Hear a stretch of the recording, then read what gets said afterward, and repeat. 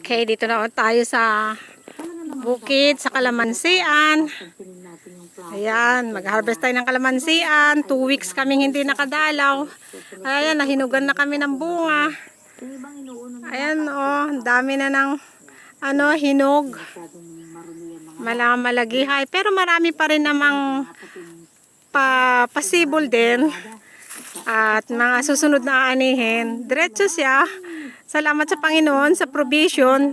Talaga naman, hindi napuputol ang provision ng Panginoon. Dire-diretso, may nahihinog, may haharbisin, merong gagamunggo, may gagaholin. Ayan, kaya hindi tayo mauubusan ng haharvesting kalamansi. O yan. Diretso tayo kay Bossing. May nakita siya daw na guyabano doon. Kaya provision din para sa vitamin C.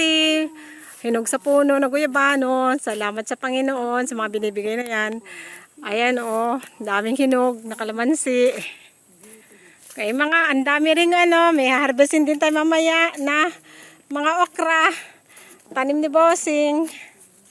Ayan. Maliliit sila. Pero mas masarap yung maliliit na okra kaysa yung mahahaba. Ayan. Punta tayo dun sa ni Bossing. Doon sa puno ng guyabano.